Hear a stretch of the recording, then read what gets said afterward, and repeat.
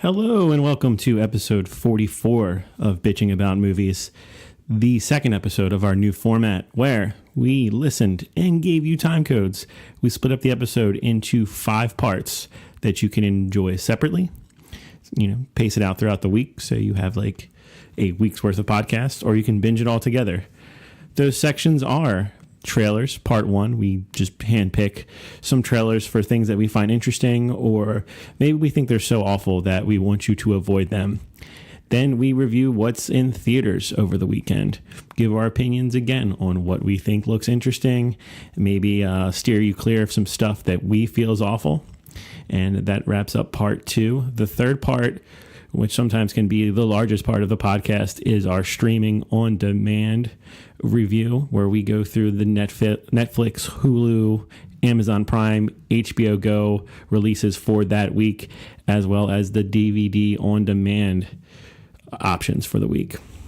Then we just catch up on what we've been watching on TV, streaming, theaters, whatever, just, what me and the co-hosts have been watching that week. And finally, we pick a topic of the show. All this month, we are going to be doing horror movie related themes because it's October, and this week we decided to talk about some demons, some demonic movies, and we picked some interesting stuff. For a preview of what each section, what movies and what shows are in each section, just check out the show notes. And with that being said, let's move forward with episode 44 of Bitching About Movies. Enjoy.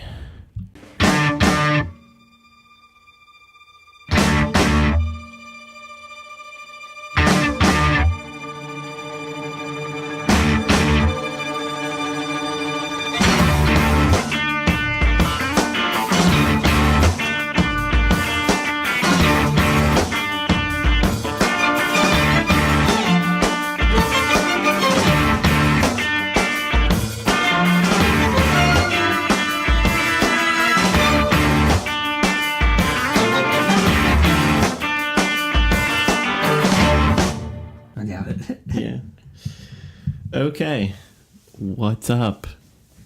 It's Bitching About Movies, that podcast you clicked on. Probably on accident, but you did. This segment, where Tony joins Frank, we're going to talk about some trailers we saw. And as usual, I'll preface, there's no right way to organize trailers. They just come out all over the place on different websites. And I could have probably talked about 15 of them this week, so I feel like we're always behind. But we'll find some stuff that we find interesting or that we think you should avoid altogether and warn you. So we're trying to do 2 things when we review these. The first one is Ghost in the Whale. Did you get a chance to watch this one? If this is what I think it is, I'm pretty sure I did. So there were so many of them. You're right. It's pretty amazing. This movie is about a man who loses his wife at sea, which the trailer did not tell me at all. He spirals into a deep world of confusion, goes a little crazy. His wife's brother needs revenge. Joseph, the main character, tries to tell anyone that will listen that a whale killed his wife, but he doesn't really even remember the truth. So we don't really know what's going on. The main character doesn't know what's going on. It was an amazing trailer. It's like a 3-minute short film, and it did this thing. There's so much going on where like each scene like finishes the other scene's sentence, and I don't think that's the best way to do a trailer unless you're trying to be funny about it. Well, what if the whole movie is like that? What if that's the way the film is? Like every scene is scene's 10 seconds. A direct correlation to the following. Now I want like a helmet with wires hooked onto me to track how much brain damage this movie is giving me. But it looks like this could be like The Room bad. It looks like it could be unintentionally entertaining. Well, it's already got a very low rating so far on some of the pre-screening sites, so that's not a good sign already. Now, do you have time for these, like, with so many options, do you have time for like the so bad it's good movies anymore? Yeah, but usually I pick and choose those. I'll actually seek out that too bad it's good movie later on. Like you let other people watch it. Right, exactly. Like, let a cult be built around it, like The Room. No, that's precisely because I'm not gonna. You're right. I just don't have time for it. Mm-hmm. And like we talked about this before. I've seen all those crappy movies like my entire life. Like now I don't have the patience for them anymore. Yeah, the same. And there's so many options. It's like that with movies and video games. There's so much out there that I try to seek out the really good stuff because I don't have time for I think the worst thing is mediocre movie. But like if something's so awful it's entertaining, I'd rather watch that than a mediocre movie. And I have some mediocre movie reviews in a later segment. Here's a perfect example. Yesterday morning I woke up and I was just flipping through, I believe it was HBO, and Fantastic Beasts was on HBO Go. Okay. And I had not watched it yet. But this is not one of those movies like before. I mean, I went out and saw every one of the Harry Potter films when they were new. This is not one that I would have typically waited on, but I just didn't care. I didn't care when it came out last year. Yeah. I really like Eddie Redmayne, but I sat and watched the whole film yesterday. It was awesome. It was worth it. But it's one of those ones I just, when it came out, I was like, you know what? I just don't. I don't have the time for it. I'll see something else instead. Yeah, that was like an above average movie, and we're forgiving. Like we love movies, so if you just get the chance to sit down and watch a 2-hour movie, like that in itself, I just appreciate. So yeah, well, that's what I did yesterday morning. We watched it. Yeah, that's why I need a day after I leave a theater to properly judge something, because I'll tend to like overrate it a little bit in my head. Something that actually looks interesting and exciting is Anna and the Apocalypse. This looks like it's going to be bad, good, that kind of thing. Like really? Maybe like a parody of itself. Come on, a zombie horror musical set at Christmas time. Yeah, it's your traditional Scottish zombie Christmas musical. And see, I saw the music numbers in the trailer looked entertaining. The production quality was there. Like it looks like smart, skilled people are doing this indie movie. And the acting looks good for an indie movie. Like it's at a certain level where it's not terrible. I'm not saying these guys are going to be like household names down the road, like Simon Pegg and Nick Frost were, and Shaun of the Dead. But I think there's hope here. I think it looks like these people enjoyed making this movie. This could be one of those ones where in 4 or 5 years, it's like a Christmas tradition. Mm-hmm. Yeah, you throw this one on and watch it. Like, hey, it's time to watch the zombie musical. At best, yeah. If we need something to enter that Christmas rotation. The newest entry is Elf, and that is like it's like 10 years old, and not more than that, right? Yeah. But this a girl and her friends, they have to fight and sing their way through a zombie apocalypse to reach safety. And I think school is home base. In this one, it's not a pub, it's not a mall, it's school. It looks interesting, man. Like it's probably it's my pick of the week of all the trailers. So kind of put that out there early, but I like it. I'm really excited to see it. Yeah, this one looks entertaining.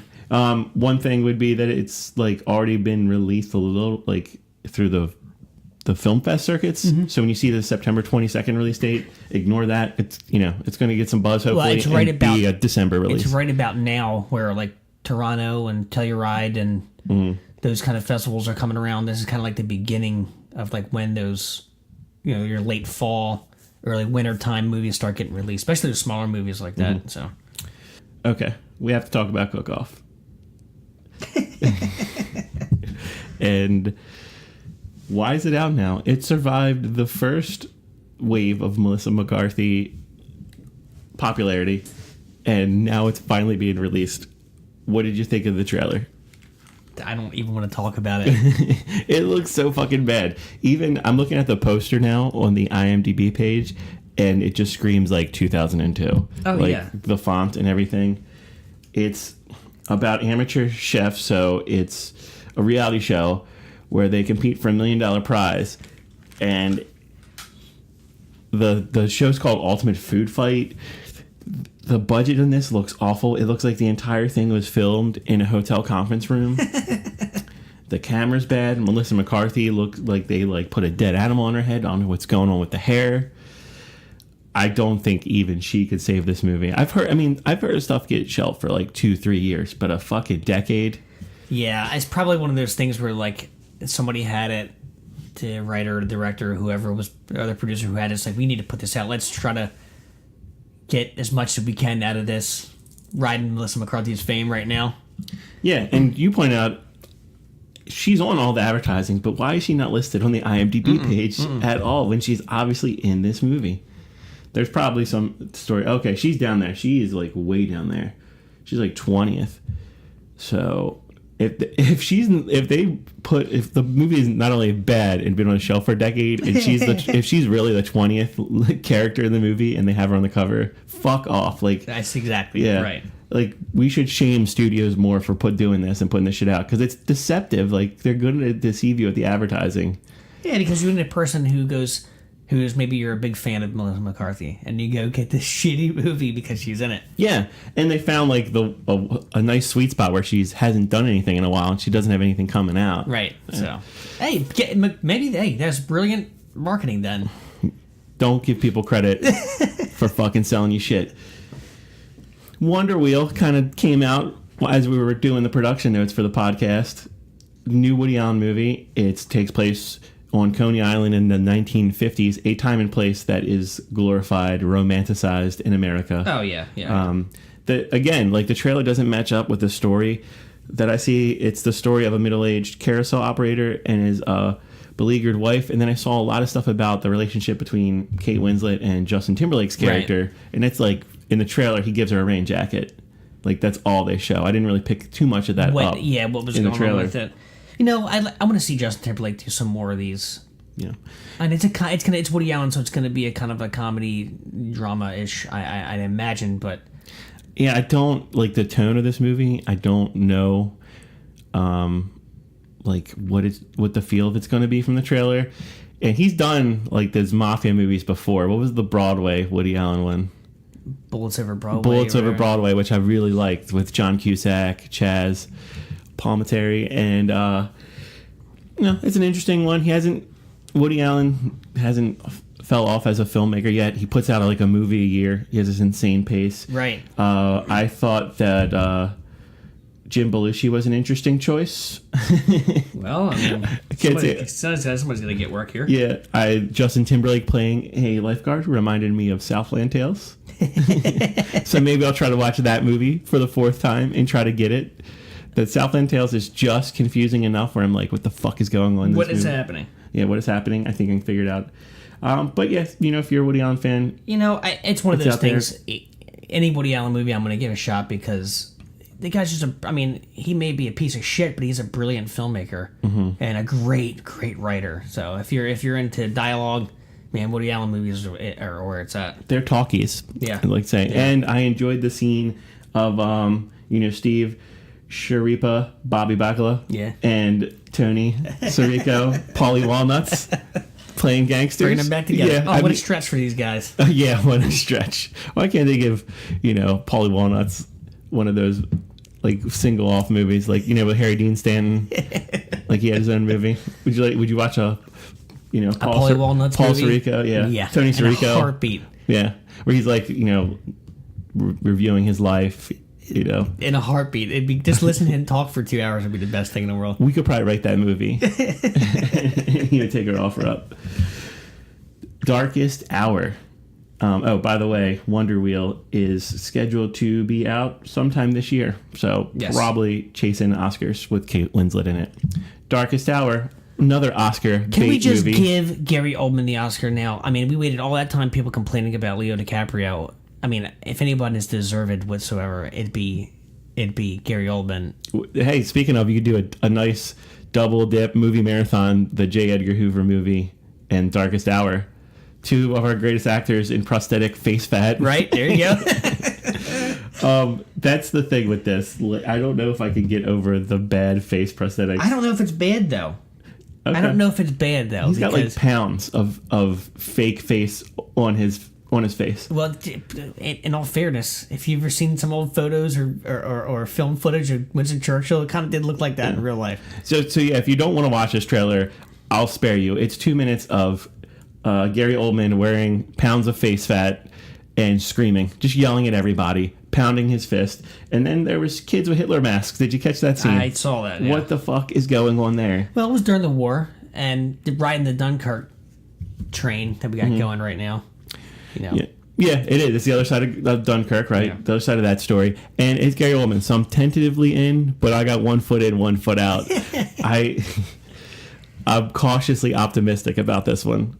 This is one he'll get a nomination for it. Like he'll have a great performance in a bad movie. The movie will be bad, but he'll be great. Yeah. That's a solid prediction. Yeah.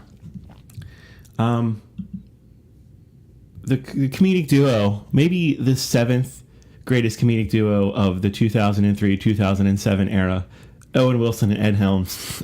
Is this for the Hall Pass fans? I think this is for the Hall Pass, guys. We're talking about father figures. It's coming out right before Christmas.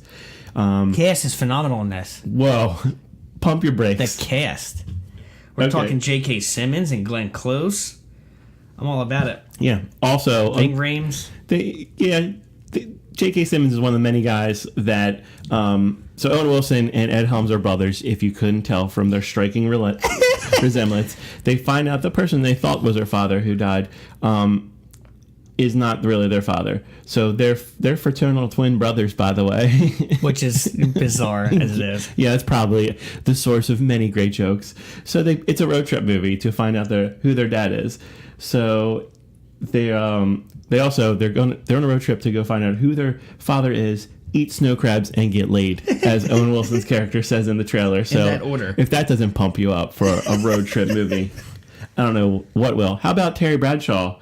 I guess at an autograph signing at a car dealership, talking about their mother's body in detail. Yeah, that's, man. People stop. Look, I was watching an episode of Malcolm in the Middle yesterday, and Terry Bradshaw was on it, and so was Howie Long. Can we stop giving these guys bit parts in movies and TV shows? That's the Fox deal. They're Fox entities. You know, they have contracts with Fox. This is like a 12-year-old episode of Malcolm in the Middle. And was this movie shelved for 10 years? Because there's a Cat Williams hitchhiker scene.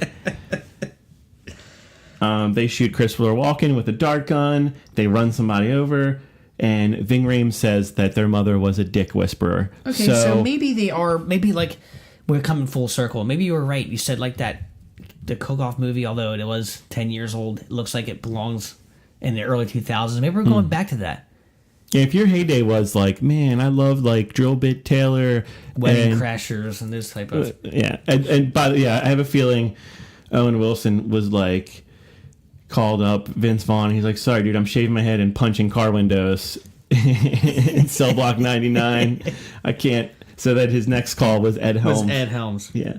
I don't want to see this movie at all. I probably will never see it. It's got great people, though. I do. I like everyone in it, but I probably won't ever see it. Okay. Finally, we have a TV series brought to us by Seth Rogen and Evan Goldberg. It's called Future Man. It's going to be on Hulu. I don't have Hulu. I kind of wish I did when I see stuff like this. I told you, this is... It's going to be out November 13th. Yeah. Future Man. I like Josh Hutcherson. How about you? I do, also. Hutcherson. Yeah. As this podcast teaches me how to say words. Right. They've been working on this for a long time. I've been reading about this for quite a bit. Okay. You know, because it's a real far departure from what those guys have been doing for the last decade. Well, I guess their love letter to time travel movies and 80s movies. Yeah. So Hutcherson plays a janitor he's into video games. That's like his one thing. He's good at video games. He's the first person to complete a video game called The Biotic Wars, and ends up being a recruitment troll from 2000. It's The Last Starfighter, but 2162. Yeah, it even says it. The movie is very aware of itself. Right. So you beat the game, and then these two soldiers from the future come back in time and recruit him to prevent the extinction of humanity. So he travels with the two soldiers from the future back in time to prevent the Dr. Cronish, who's played by the fantastic Keith David. Right. Keith David should be the president of everything. From creating a herpes cure that ends up being what kills off the humans. So the show looks very self-aware. It's referencing Last Starfighter, Back to the Future in the trailer. And I'm optimistic. I think it could be really good. I tell you, I've been watching Dark Matter, which is like a B-roll sci-fi type show. Yeah. And I think this is the type of thing that I was looking for when I found that show. Like this type of sci-fi kind of adventure. Yeah, this looks like it has a fun sense of humor about it. I like the main character. I didn't look too deep into the cast of it. Hey, this is a bunch of TV guys. Nobody you would probably recognize offhand, you know. But yeah, I'm looking forward to it. And it's going to get PETA some more work. What would be your pick out of all those things? To see, honestly, well, this TV show, first of all, I just want to go Future. with that. Future Man. Future Man for sure. I like that it has a generic title. Right, and in the Apocalypse seems like that's my movie get, but we'll wait for a while because you said this comes out for a while, right? Mm-hmm. Yeah. So like I said in the beginning, this episode of Trailer Talk is more about us telling you what to avoid than recommendations. But I think Anna and the Apocalypse is something that if I wasn't doing this, I would miss. So yeah, check that one out. And that's the kind of stuff you want to support because it's a nice little indie horror musical comedy. And so that's it for the segment.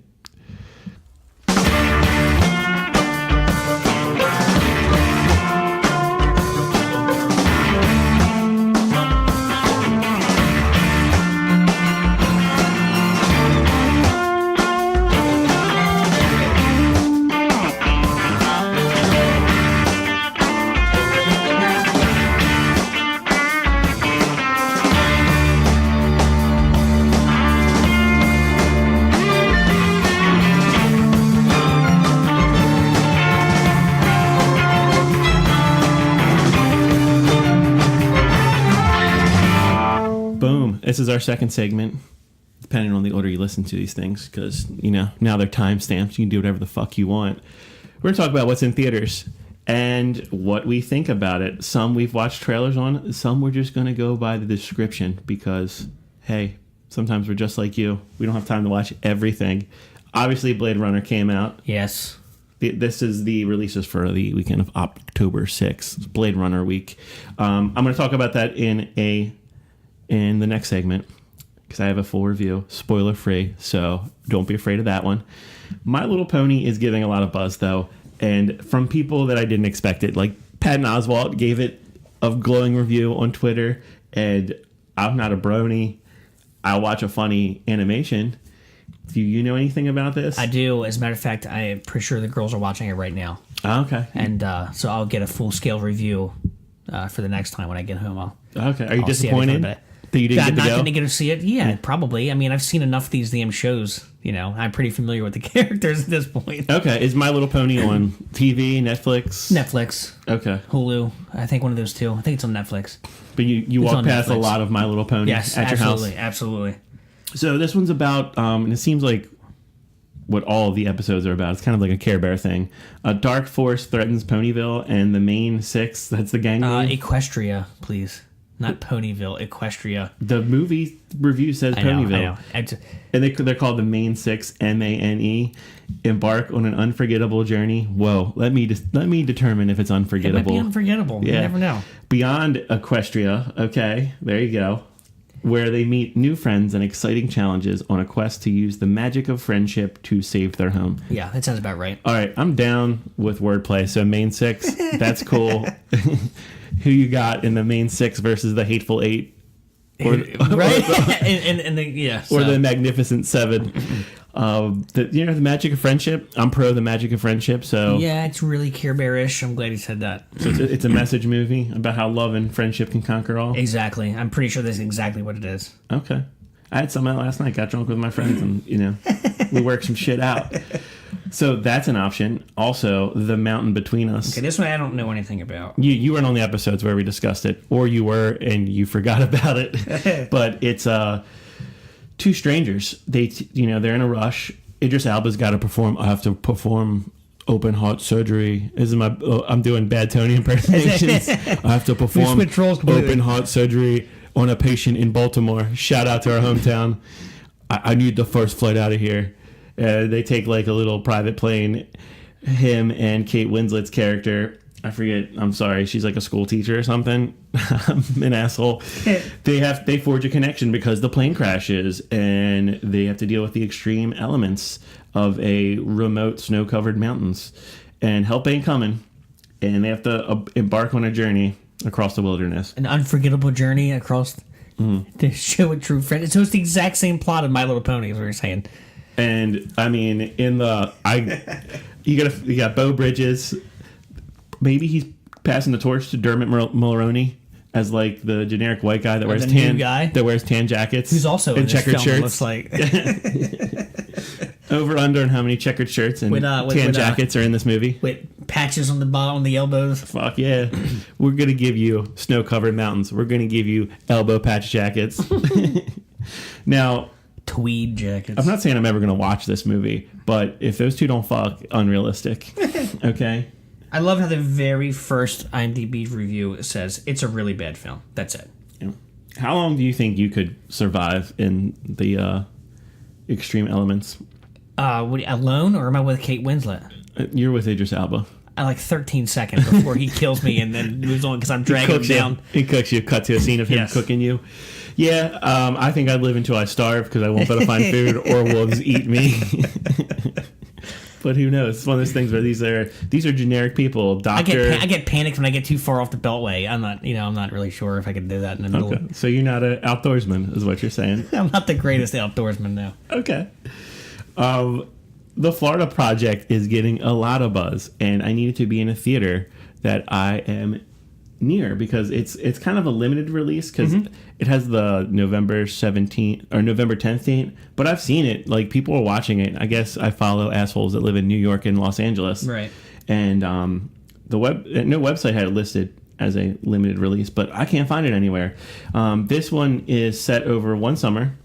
The film follows a precocious 6-year-old Mooney as she courts mischief and adventure with her ragtag playmates and bonds with her rebellious but caring mother, all while living in the shadows of Disney World. So it's showing you the deep dark side of Florida that we didn't know about. I know Florida sucks. Oh my God! If you ever spend any significant time in Florida, you know that whole Florida man thing is a real thing. It's a wasteland. If you want to know how fucked up the rest of the country is going to be, go to Miami. It gives you a 5-year head start on how terrible things are going to be. Or no, just watch a documentary about Miami. Isn't that where Cocaine Cowboys was filmed? Yes. Yeah. So, yeah, but this one looks good, man. And I think it's probably getting pushed back to November for Oscar purposes. But if you can find it, I would recommend it. It looks very interesting. It looks like it could be a winner. Interesting. Oh. And then, since we're expanding this segment, we'll talk about some limited releases. Una is a New York city-only release. It's about a woman who confronts an older man, her former neighbor, to find out why he abandoned her after they had a sexual relationship when she was 13. Okay, so that's heavy a bit subject heavy, matter. right? Yeah. So, like... And put Rooney Mara in a movie, and I'm watching it, so... Unfortunate for the limited release, we probably won't be able to see it here unless it plays at the Charles, I guess. But sometimes stuff like that pops up on your iTunes where you can rent it, though, as it's in theaters, so it could be one of those. Yeah, man, this looks like really... I mean, it's dark subject matter. Right. Like, I've never heard this twist in a story of this. And maybe she's going to kill him. Maybe she wants, answers. I don't know. But would you watch something like this? I would. Okay. It looks like a tough one to stomach, though. So yeah, it's probably going to be hard to watch. I think it's something one of us will have to review. Let me see if it's available. As I said, I have internet, so I can look up. No, not on any kind of streaming service yet. Una is just in theaters. Limited release, like I said. But, that one... I don't know. You got to be in the right mood to watch something like that. That's one of those ones where, I'll watch and then feel immediately bad afterwards, but have been better probably for watching it. How about a real-life romantic comedy? Dina is about an eccentric suburban woman and a Walmart door greeter navigate their evolving relationship in this unconventional love story. So the way it's advertised is as a documentary. It's a romantic comedy between two, when they say eccentric, are they exploiting these people? Probably. Is what I'm worried about. Yeah, probably. Yeah. I remember there was that Michael Cera one with the girl, the hilarious girl from Knocked Up, where they were tracking their romance. Was it called Paper Hearts? Am I getting that right? That sounds about right. Yeah. It kind of reminds me of that, but did you watch that movie? I'd never watched that. I watched part of it. I'm not ashamed to admit. But the idea of, the voyeuristic impulses we have to watch this, I don't know. It's it's a long form reality TV. Yeah. If the stars of this are okay with the movie, then I would be interested in it because it's different enough. I don't know. I would give it a shot. If you can see true love unfold, in a documentary. That's pretty cool. Right. I mean, I'm a documentary junkie as it is, so chances are I'm going to watch this eventually. Okay. Finally, a limited release called Walking Out. These are dudes in snow jackets. I don't see any elbow patches here. No. Urban teenager journeys to Montana to hunt big game with his estranged father. Father and son struggle to connect until a brutal encounter in the heart of the wilderness changes everything. All right. We got Bill Pullman in here. We got Matt Boomer. The box, I thought that was... Yeah, Bill Pullman was like all gray bearded up. Yeah, man. Kind of looks like he's doing like a Liam Neeson type deal in this. Like, you mean like the what's the wolf movie? Yeah, like picture Gray. It's father son Gray, but without Liam Neeson. That's how I imagine this. And this is one that is a limited theatrical release, but you can like rent off Amazon and some other services. Not my cup of tea, you know. I'm not into these like outdoorsy thrillers. That being said, if there's a standout one, well, this is probably more of along the lines of, like you said, the kid trying to make a relationship with his father. Yeah, maybe, and then just the setting just so happens to be the middle of Montana in the mountains. Yeah, and I'm sure that will appeal to a lot of people. I mean, would you get lost in a wilderness movie, Tony? Would that? I could. No, the movie's fine. I'm perfectly fine watching it on film. Do you bring a thermos with you when you go watch this movie? Maybe some footy pajamas. Yeah, probably. Yeah. Probably wrapped up with on the sofa. Yeah. So just reviewing the releases for October 6th. Blade Runner I already saw. My Little Pony, you give me the right amount of drugs, I could go see it. But go to like the late screening, okay? Don't ruin some little daughter's like, daddy-daughter day, which a couple people on my social media pointed out, like, hey man, I'm taking my daughter out to this movie and got a bunch of weirdos dressed up. And I'm like, look, Dad, I know you kind of want to see this movie. I think, thou doth protest too much, My Little Pony, Dad, because you went out opening night, okay? I've been watching you, My Little Pony, Dad. Moana, you gave 3 weeks, okay? You didn't go out right away. Right. You drug your daughter out to see this thing. You made sure she wore her My Little Pony shirt. You're not tricking anybody, My Little Pony, Dad. We know what's going on here. Don't shame those bronies. You're closeted brony. Anyways, that's a real thing. Right. Yeah, it's a real thing. It's BronyCon comes around Baltimore. I know. Do what you want to do, man. I'm all for it. No, I'm not knocking it whatsoever. It's just that it's just so far from my spectrum at this point. Like I don't get it. I don't think it's that far. I know you.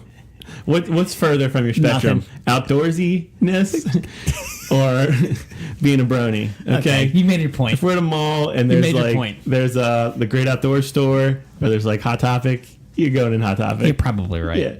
So, in review, My Little Pony, we're going to have to do it. I mean, you're the man that gave us the Great Boss Baby review. Oh, yeah. No, I'll see it for sure. I have Movie Pass. Mountain Between Us, that looks like the largest budget fucking Hallmark movie.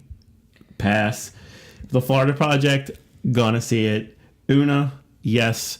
That's one you want to leave a buffer of 30 minutes to an hour to watch something else, because, that's going to be tough to stomach, I imagine. Or make sure you put that Ed Helms Owen Wilson movie on right afterwards. Yeah, that one is a palate cleanser for your brain, probably. Just imagine you take a cotton swab and it's got Owen Wilson's face on it, and he's saying, wow. And you just rubbing that Owen Wilson swab over your brain, and he just wows all the intelligence and hurt away. Maybe that's why people watch Owen Wilson movies. Dina, again, if the actors are cool with it, I'll watch this exploitive fucking. I don't think they're just like they're not like following around filming them without their knowledge. I want to see the pre-production. Hey, you guys! I see you talking to parking lot. I got a camera over here. I'm a big movie guy. I gotta film this. Yeah. Is it Harvey Weinstein? Did he do this? Oh, too soon. And then walking out. I'm just going to search on Twitter for someone that leaves the nice, smarmy moving review. My walking out review, I did. 30 minutes in. Right. Yeah. I walked out of this movie on the airplane. The aptly titled Walking Out invoked me to go refill my popcorn and get in my car and leave. That's what people are going to say. We're not going to do that. What we do is we make fun of people that make that joke, which allows us to make that joke without actually doing it. Yeah, right. But act like we're above making that joke. So that was theatrical releases for October 6th. Are you a big fan of limited releases, or you like those large releases, Tony? It really depends. I mean, I wouldn't mind seeing a really big limited. Or what are you talking about? Why are you laughing at me? Because I'm making jokes about semen and you're not even getting it. I'm not paying attention to you. You like a nice limited release, or you like a big release? Bad. Okay. I'm a big fan of the big one, the big release. I couldn't let you completely walk into it. All right, so yeah, we're juveniles. Next segment. We are 9-year-old boys. And that's theatrical releases.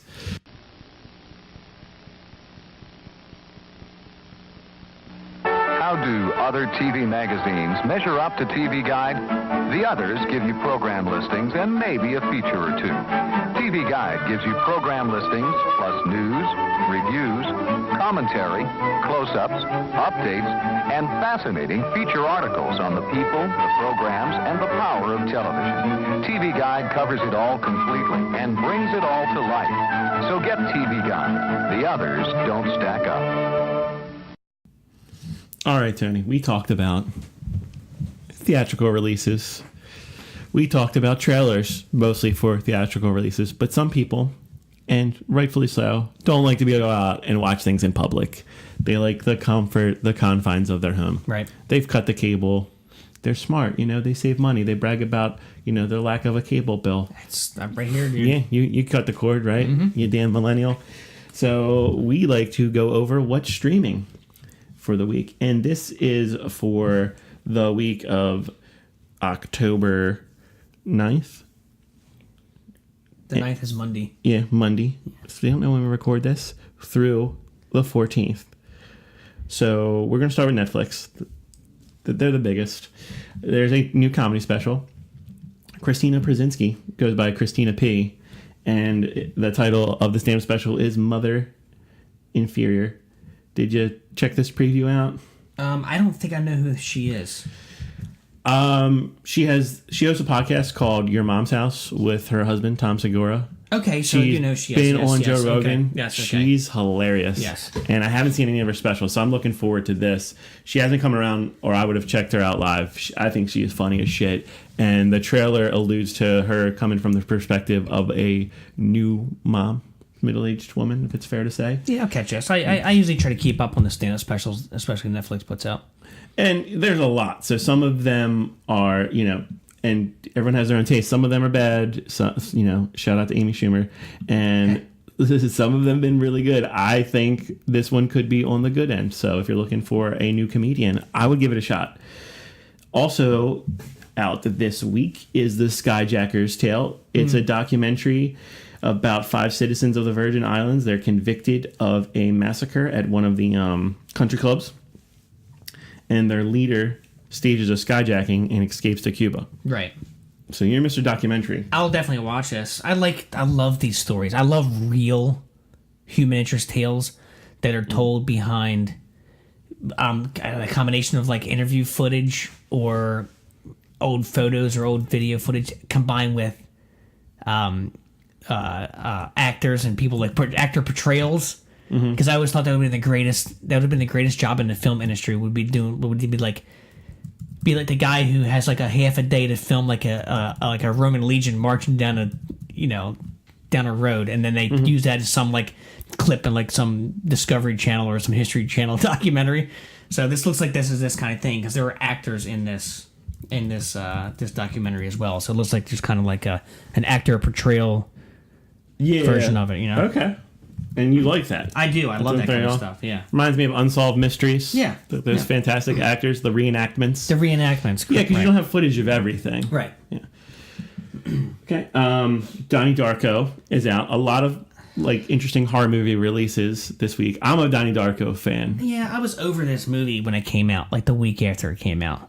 Really? I was over it then. Disagree, man. I like it. I think it's a fantastic, I liked it then. Coming of age. So I get it. You saw it when it first came out, but you don't. It's not rewatchable to you. I'm not gonna watch it again, probably ever. Okay, it's cult classic. It is status. that I know it has. It's confirmed. That. But right. if somehow, maybe for our younger listeners, if you haven't seen Donnie Darko, this is a movie you can really get attached to. Yes. And it's worth, watching. I'm still a fan. Tony's so over it. Maybe if they did a documentary about the making of, I'd watch it. He'd be more into it. How about The Kingdom of Us? This is a documentary showcasing the struggles of one family going through a tragedy. This one, man, talk about bordering exploitation. This is about a family, the mother and children, and them dealing with the husband/father dying. Did you see the trailer for this? This one I did not. Yeah. No. I mean, are you interested in something like that?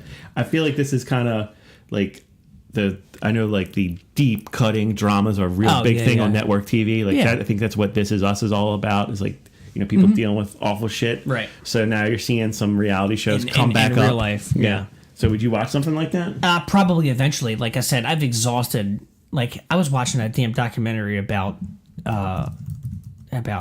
airports last night. Mm-hmm. I'm that guy who's exhausted every one of the documentary rows on Netflix.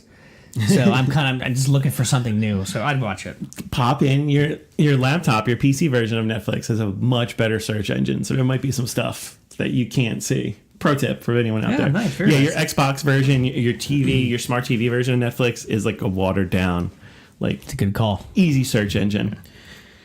I'm going to mention Voltron, the Legendary Defender, season 4, because 2 of my friends were talking about it during my trip to Chicago, and they love it. They have been just consuming in rapid time the first 3 seasons of this Voltron series, and they just can't get enough of it. Is it like a throwback, or is it just a newer version? It's all new material, but yeah, they say it's a good throwback. It's got that retro feel, and it does Voltron justice. I appreciate Voltron. I'm sure I was into it for a couple weeks. I treated Voltron like my co-host treated Donnie Darko here. I saw Voltron, and that was enough for me. So that's out there, and there's 4 seasons. So if you're looking for something to binge, and that's another thing. Japanese too. Do mechs, you ever do that? When not mechs? They're just robots. Right. Would you ever do that when you're flipping through, especially streaming services, and you see something? This is how I got into that show Dark Matter, which is not great. Mm-hmm. But it said season 3 now available. I said season 3. That means somebody's watching this show.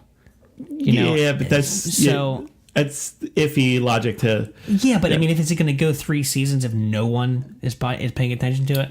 If that's your secondary reason for getting into something, if the premise interests you, it is. Yeah. So, and by the way, this October 13th is all the streaming services are treating this as a holiday, basically. It is a holiday. And it's also my birthday. Friday the 13th. Yeah, happy early birthday to you.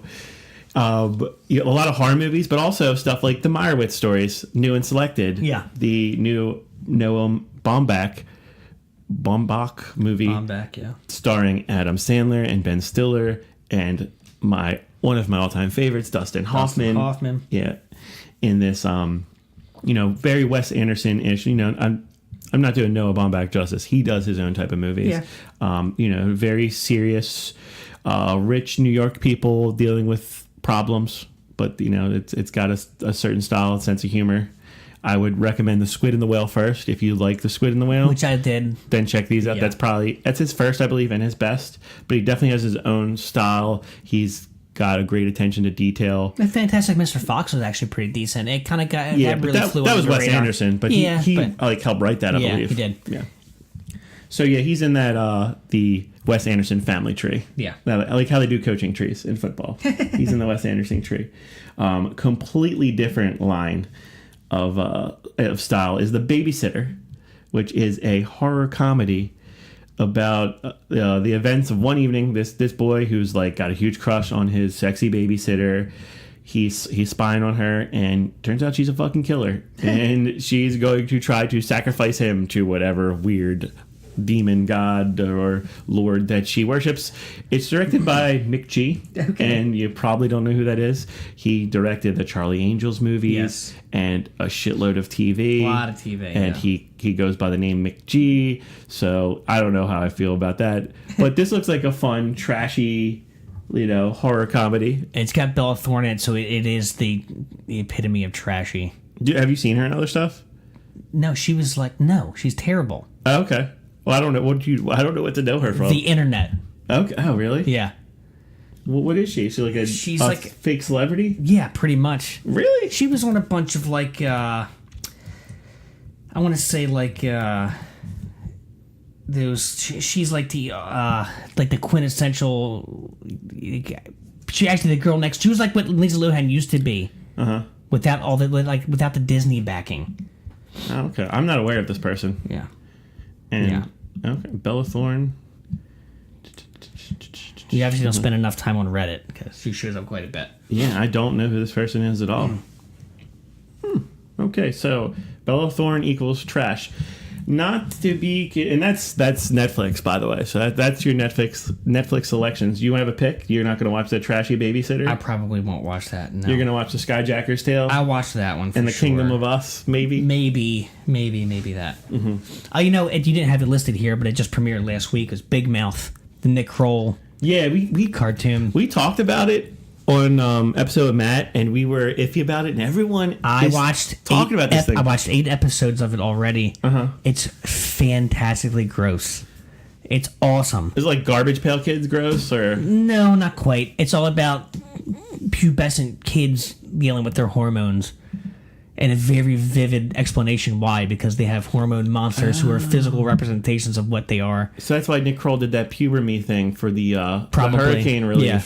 Fucking viral marketing. So I played the first like 3.5 minutes. My wife, I said, the only way for me to explain this to you is to show you the first couple of minutes.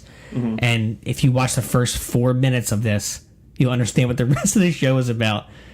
It's hilarious. It's hilarious. And if you're a Nick Kroll guy, so you would like this for sure. Oh yeah, it's on my business card. Nick Kroll guy. Yeah. I'm gonna have to watch it now. I kind of brushed it off. Yeah, I recommend it for sure. For HBO Go, they put a lot of their stuff out in the beginning of the month, and they got Curb Your Enthusiasm to worry about. First episode is so good. Yeah. So their release for this week is 10/14. It's a limited release, which we know from the previous segment. Tony's a fan of all releases. It's called The Tokyo Project, not to be confused with the 1988 mediocrely scored anime movie. This is a Lena Dunham produced, directed by Richard Shepard, short film starring Elizabeth Moss. Thank you. And it's just a half an hour short. So that's out there. I thought it was interesting that they're going to put this short film out there. It's a romantic story about 2 strangers, and they meet and they go on a couple dates. They explore Tokyo. So like it's like hyped up as a love letter to Tokyo. Interesting. Yeah. So if that's your thing, it didn't really wow me with the trailers, but it's out there. I don't really have a lot of nice things to say about it. Moving on to Amazon Prime, something that did wow me, and I'm going to be disappointed if you didn't watch the trailer, is Inside Edge. I did. Oh my God. So this is a series. Yeah. I thought when I was watching it was just going to be a movie. But yeah. Do you remember Playmakers on ESPN? Yes, this is what Playmakers would have been if the NFL had shut it down. Inside Edge is the intense cricket drama that we didn't ask for, but maybe deep down we always wanted. And I love that the giant text flashes on the screen of politics, drugs, sex, scandal, greed. It's fucking ridiculous. It's Empire, but set in the cricket world. Yeah. So. It is specifically the story of the Mumbai Mavericks, a T20 cricket franchise. You know, not a T19, not a T18. I have no idea what that means. A T20 cricket franchise playing in the Power Play League. So this ain't your granddaddy's cricket. Yeah, by the way, your granddaddy was in the cricket. Set in the landscape of conflicting interest where selfishness is almost a virtue. Okay, that's interesting. Where sex, money, and power are mere means to an end. Okay, I don't like the person who wrote this. Inside Edge is a story that pulls no punches, minces no words, and takes no prisoners. Come witness the game behind the game.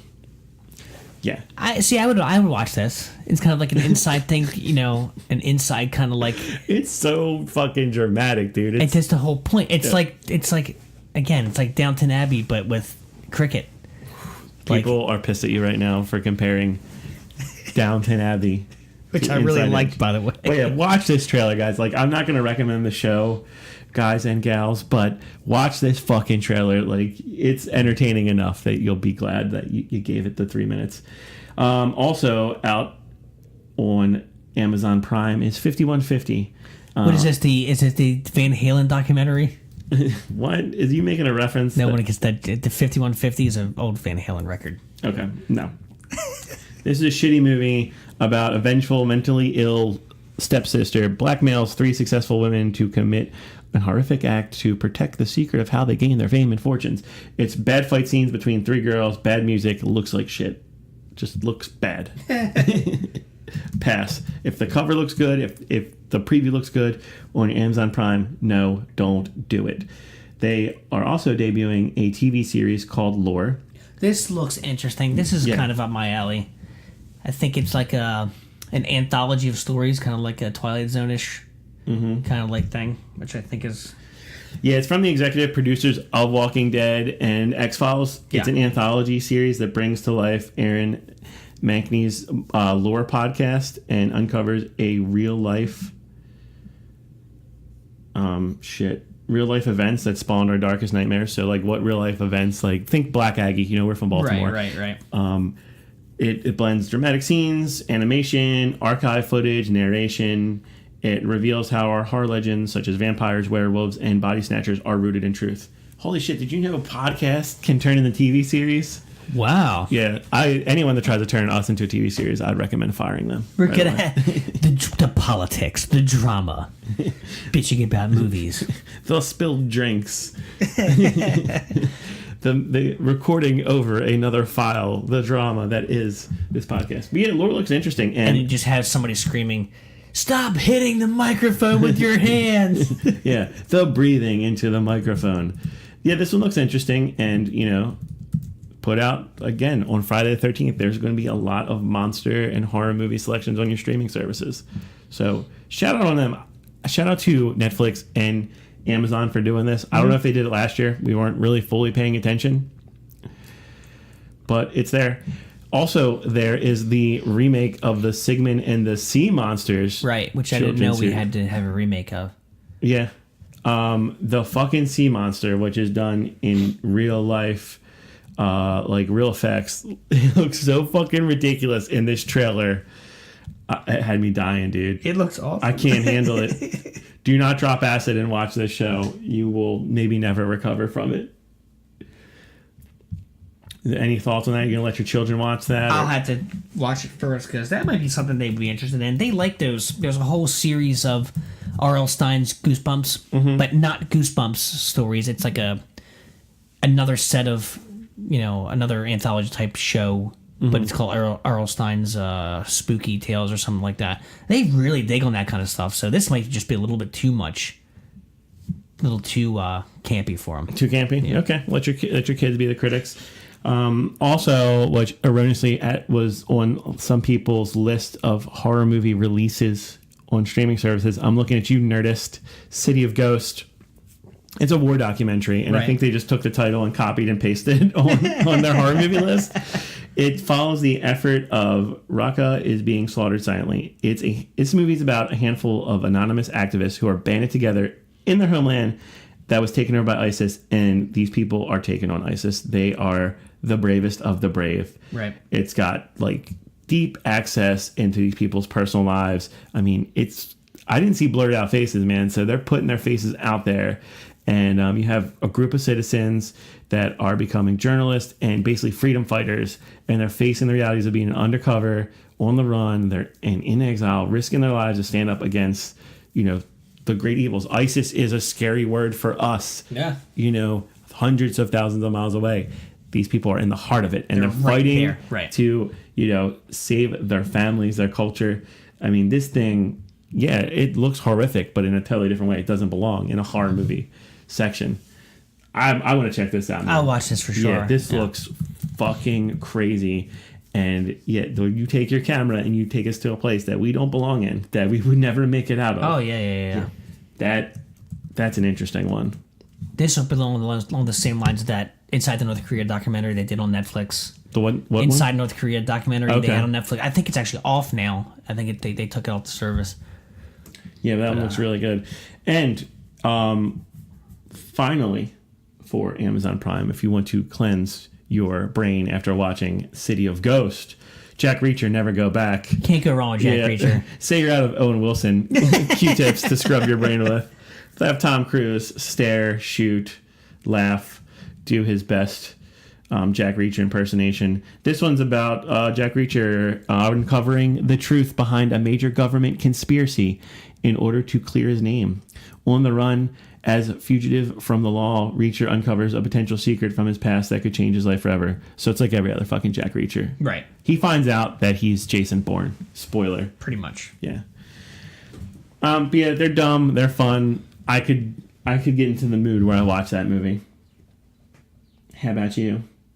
Jack Reacher? Oh yeah. That's a mindless Sunday afternoon action movie. When the football games aren't going as well as you want. Yeah, that's true. The 2016 version of Blair Witch is the highlight for me of the Hulu releases. I've heard good things about this one from the right people. I know it was like critically panned and didn't do too well in the theaters, but I'll check this out. I like Blair Witch still. I think it holds up a lot more than you would expect it to, and I was a fan of what they try to do with Blair Witch 2, Book of Shadows. Are you kidding? Yeah, I'm not kidding. Okay, I just thought that might have been the funniest joke you said all day. You're not a fan? No, not a fan at all. I don't know. I'm very forgiving, and this will come up in a couple of reviews of my sci-fi movies. But I saw what they're trying to do, and I thought it was an interesting effort. More effort that's put into your average horror movie. If we're going to talk about Blair Witch 2, Book of Shadows, what didn't you like about it? It was dumb. That's really I didn't. That's it. That's my review. It was dumb. Okay, fair enough. So if you're not a fan of that, we have other options for you. How about A Long Way Down? It's a 2014 comedy drama. It's got my girl Imogen Poots. It's got Toni Collette, Pierce Brosnan, and Aaron Paul. And it's about 4 people who meet on New Year's Eve because they're all about to jump off a building and kill themselves. And they form a surrogate family to help one and each other with their difficulties of their lives and keep each other alive. So, that adorable thing where everyone's trying to kill themselves together. And they're like, go ahead. No, you go ahead. And they end up being, being friends. Being a surrogate family. I saw the trailer for this, and I could see myself watching this. I love me some Aaron Paul, and you got him and Imogen Poots. Like, I guess this is pre-Need for Speed. So it's a couple of years ago. Yeah, this is a recipe that works if you're me. So I'm going to see it because it's got my girl in it. Also, Brotherhood of Blades 2, The Infernal Battlefield. I didn't see the first Brotherhood of Blades, but this is about the Ming Dynasty of China. Right, and these are, if you get a really well-made kung fu movie, it's hard to go wrong. And this looks like this probably could have been a pretty good franchise. I've never seen the first one either, but I'll look for it. Yeah, it's about a secret police of a corrupt government. They're trapped in a conspiracy and they're on a mission to prove the innocence. It's a pretty complicated but interesting looking story, and I'm glad you looked into it. So you said you would give this a shot? Oh, sure. Okay. Up next is The Lookalike. There's a lot of shit out. And this one, this looks like a trash comedy, man. It does. It does. You have Justin Long, who I love, Jerry O'Connell, who I know of, John Corbett, Gillian Jacobs. This one's about Sadie's death propels former basketball champion, a deaf beauty, a drug addict, and an aspiring actress into an unlikely romance and a desperate quest to appease drug lord William Spinks. What the fuck is going on? I saw this trailer and I'm like, you have an idea for like 3 movies and you put them all together. And you hired Jerry O'Connell to try to be the glue in that shit sandwich. You don't want to put glue in a shit sandwich. You're definitely going to die. I Love You, America is Sarah Silverman's talk show. So they're doing a talk show on Hulu. And she's trying to bring in making effort. I love Sarah Silverman, by the way. I'm not a fan. I never was. I love her more as the person, as the interviewee of stuff, than Yes. her stand-up comedy, Agreed. like specials, or like her acting. But I like her as a person, and this is her effort to make peace with people she doesn't agree with, because she got involved in politics during the 2016 election cycle. I guess so. So yeah, you're not interested in this at all? I'm not a big Sarah Silverman fan. Okay. Because she's stupid? Because she's dumb. No, I'm not. I never really found her funny. Fair enough. I mean, comedy, is very subjective. We have our own. Right. There's so many flavors. Yeah. And, the good thing is there's a lot out there, so you can just ignore people, and they don't have to be a part of your entertainment at all. Let's talk about this fucking movie, Blind. Holy shit. I was waiting for this. Demi Moore, welcome back. So, the story is about a novelist played by Alec Baldwin who is blinded in a car crash which killed his wife. Excuse me, sorry. He rediscovers his passion for both life and writing when he embarks on an affair with the neglected wife of an indicted businessman. So, yeah, Demi Moore is said wife. Dylan McDermott. We got a Dermot McRoney and Dylan McDermott movie in the same podcast. We did it, folks. The world is going to implode on itself. Drink. And we will talk about an Alison Brie movie eventually. It's got to be in here, right? I'm losing my voice. This trailer looks fucking ridiculous. Talk about shit that's been on the shelf. This one could have been on the shelf from 1997. It looks like it came out then, as a matter of fact. I mean, first of all, the case is good. We talk about this, too. What I don't understand is when... I think they're serviceable. Like, I know what you're saying.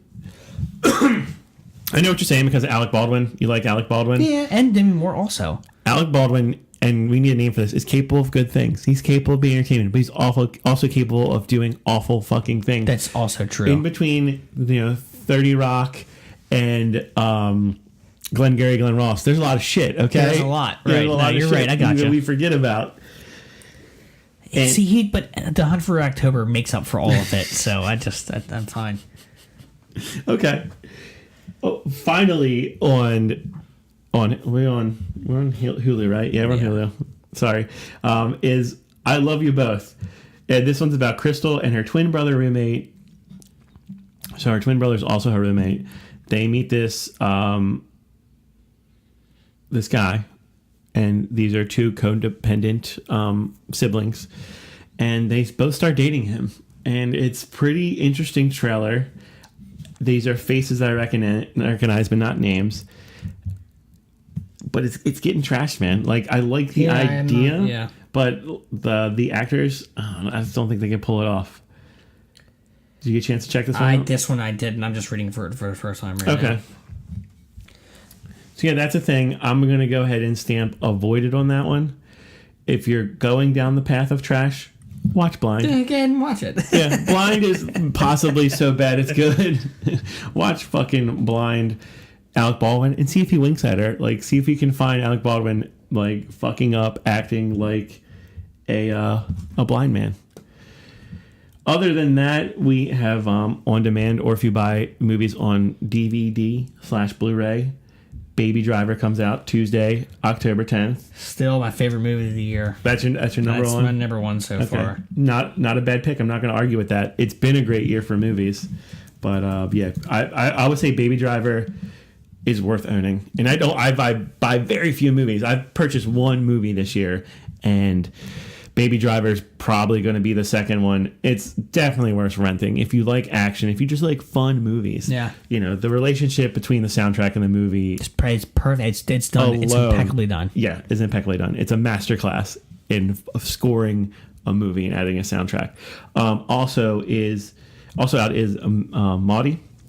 It's a 2016 biography drama about the arthritic Nova Scotia woman who works as a housekeeper while she hones her skills as an artist, eventually becomes a beloved figure in the community. Do you have any interest? It's a biopic, by the way, not a straight-up documentary starring Ethan Hawke and Sally Hawkins. Yeah. No, I didn't know we needed a community artist in Nova Scotia in the 30s. But, I mean, it could be interesting. Who knows? Okay, so one thing we do is we don't organize these in a way where like our reviews like flow up to what we're excited about. You just get our honest opinion. And when we sound as uninterested as we did on that one, that's telling folks. You just get the raw, the unfiltered, unscripted opinion from us. So we gave you a bunch of options. Do you want to go back? Anything you're definitely going to see? I think City of Ghosts, which is on Amazon Prime, that's a big one for me. I really hope you do watch some Inside Edge so you can report back for us. I'm going to try that one for sure. Also, you didn't mention, because it's more on the kids spectrum, Hulu right now has the Teen Titans Go, which is a DC comic book team with like Robin and Cyborg and Raven and Starfire and Beast Boy. But it's a little kids version of the DC team. Okay, like the Muppet Babies version? It's kind of like the Muppet Babies, but it's a teen. They call them the Teen Titans, so they're a teen version of the comic book characters. It is 10 out of 10. One of the best, not just kids shows, but one of the best cartoon shows I've ever seen in my life. It's Teen Titans Go. It is, and Hulu has it exclusively right now. So it's been, I think, 2 or 3 weeks they've been on exclusively. But the show's great, man. All right, man. Good shout out. So yeah, other than that, I'm gonna watch City of Ghosts. I'm probably gonna watch The Babysitter and tell you how trashy it is. And you're going to watch The Cricket Masterpiece. I'm going to watch The Cricket Show. So. All right. We gave you some choices. We gave you some shit to avoid. That's all we can do. Hey, Skidmark Steve! Hey, dude. Oh, cool. You still just hanging out playing Nintendo? Well, if you must know, I'm in my 2nd year of med school, and I'm training for the summer games. What are you two up to? Just hanging out, playing Nintendo. Okay, this is the part of the podcast where we just talk about what we've been watching that isn't part of the topic of the show.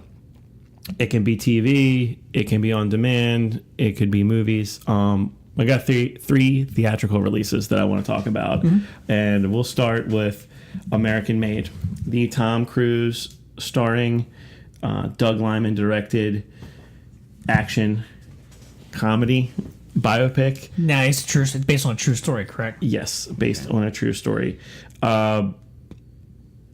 It's based on Barry Seal, an American pilot who becomes a drug runner for the CIA in the 1980s.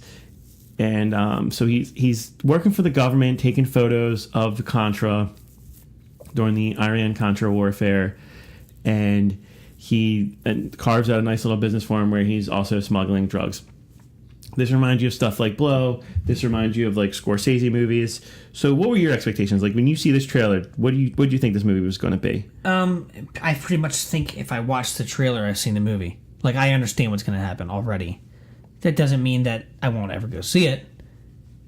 But it just looks like what you see in the trailer is kind of what you get. You know, you hit the nail on the head right there when you said what it out. Blow is kind of like there's biopics where everything goes right, and then there's like a really awful thing that happens, and they have to work their way out of it. And although I like this guy, Doug Liman.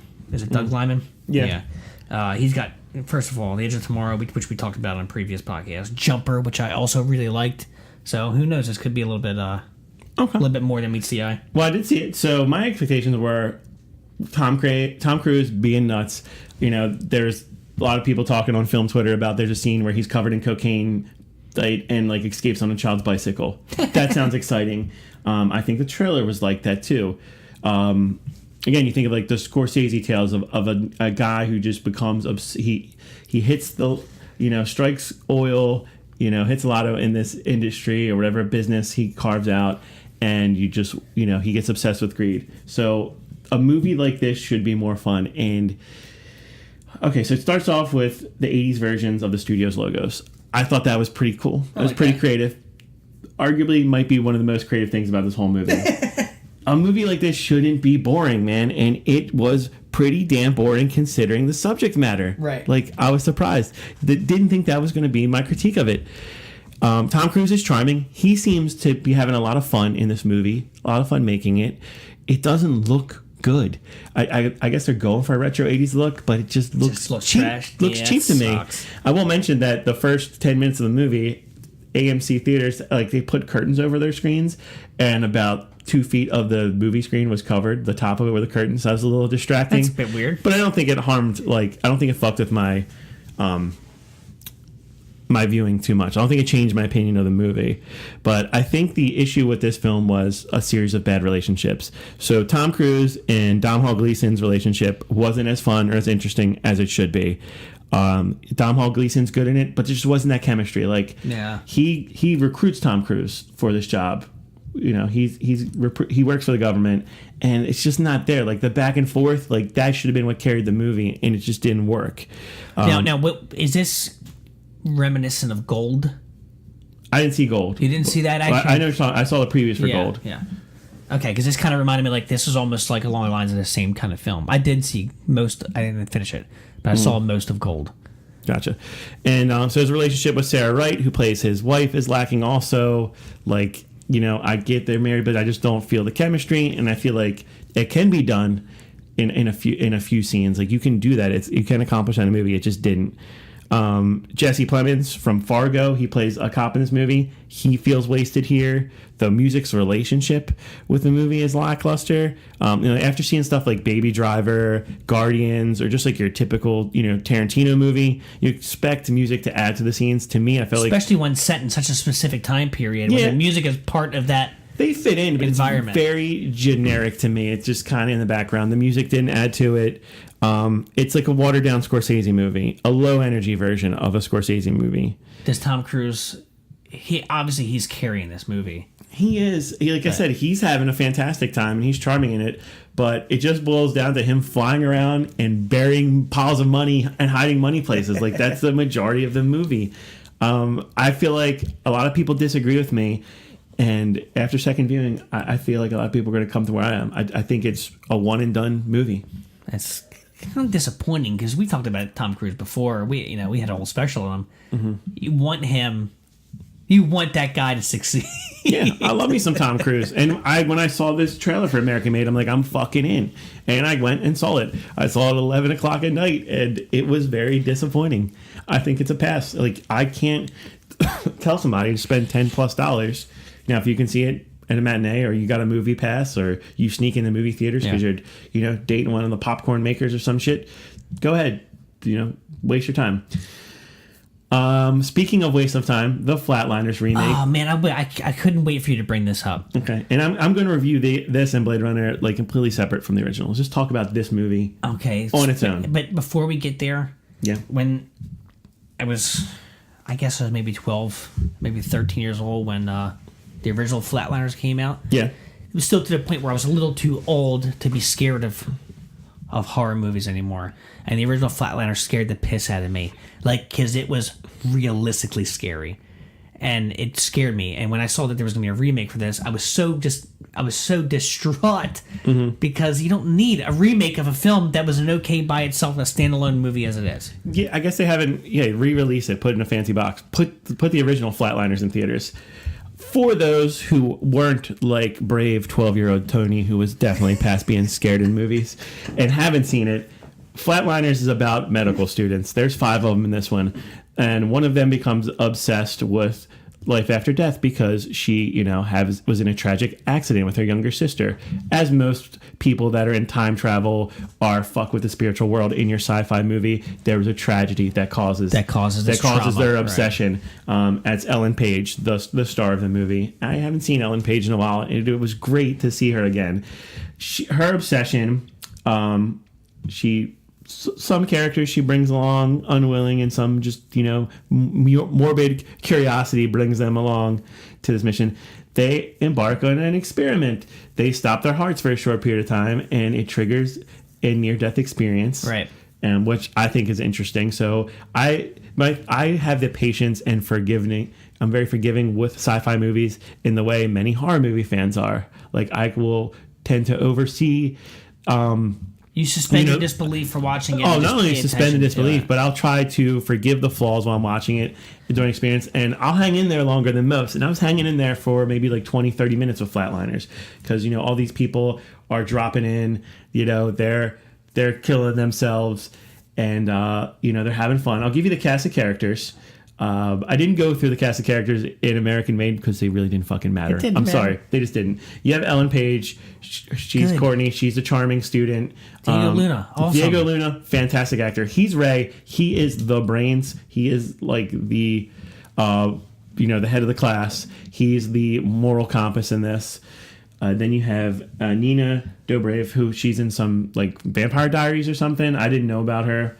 She's a very pretty face and an okay actress. She plays Marlo. She's her and Ray's character, the one played by Diego Luna. They are both like they're considered the two best of the students. Like they're supposed to be the smartest. Then James Norton plays Jamie. He's the rich kid. He lives on a boat. He's womanizing. Like they do that thing where as he's talking to the group, girls will walk by and be like, I left my panties at your place or shit like that. You know what I mean?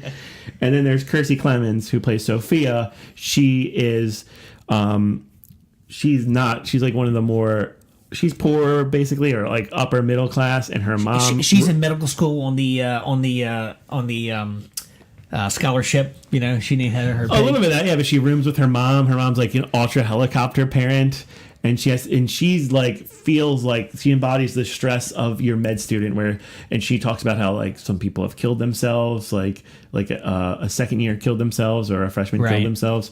So she's like, they portray her as, it's not quite over her head, but she's barely hanging on. Like she can barely cling to, the demands of being a medical student. So they're your big five.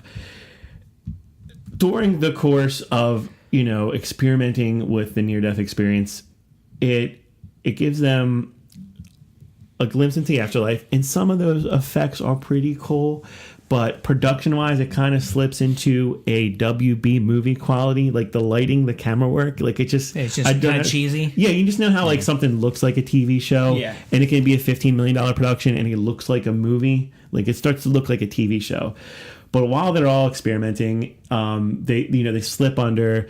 They have their near-death experience. They have some abilities. Like one can play the piano. They become better students, and they become addicted to it. They're rising high. They're partying. They're just seeing where they're running around in the snow in traffic like lunatics, and they're laughing it up. They're having a good time.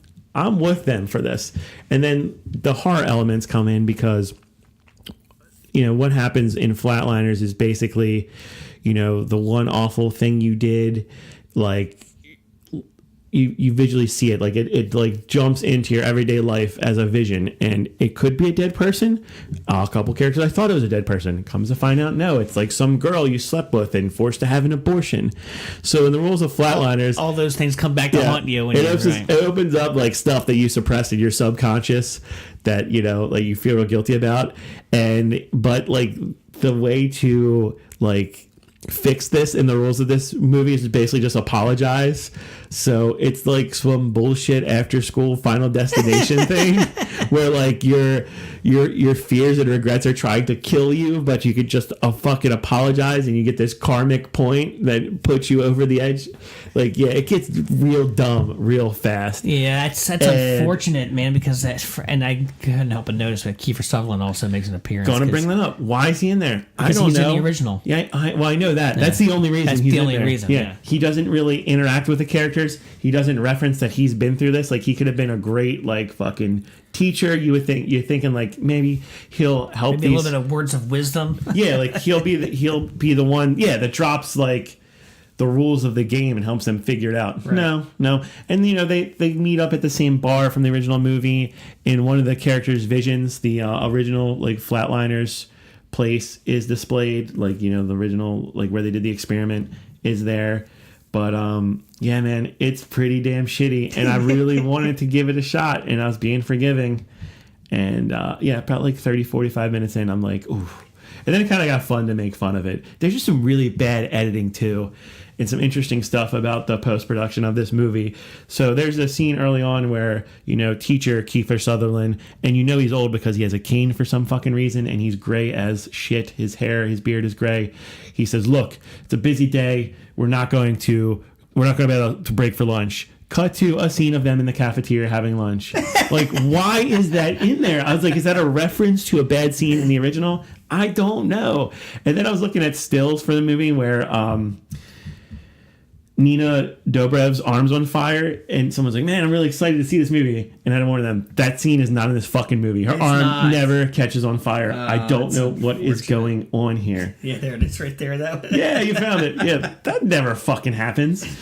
So yes, pass that one up, my folks, my friends, my listeners. Don't watch this fucking movie, man. Don't watch American Made. Don't waste money when it's free. When we're talking about it on our streaming segment, and you're as morbidly curious as these characters are, and you have to see Flatliners. Then maybe give it a shot, but don't spend your hard-earned money on these things. Now, one that I will say you should spend your hard-earned money on is Blade Runner 2049. I liked it. The strength of Blade Runner 2049 is the look, the mood that they create in this movie. It's 2 hours and 45 minutes, 2 hours of which is following Ryan Gosling around in this dystopian universe where it's dark, it's rusty, and there's also like these crazy holographic, like hologram advertisements. It looks like a rainy day in Tokyo 5 years from now.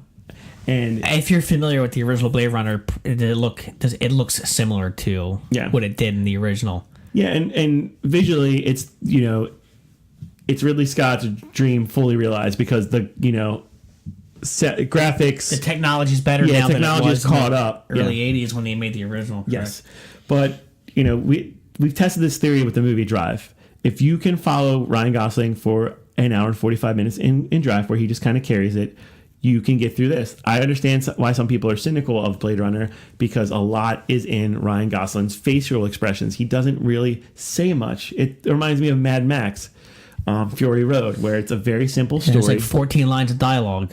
Yeah, there's more dialogue here. And the soundtrack is a bunch of hums and vibrations and loud noises. Think the Dark Knight trilogy, stuff like that. I love the soundtrack. It is a movie that is best watched in a theater. So the theatrical experience, unless you have a humongous TV screen and a great sound system, like aids Blade Runner in a way.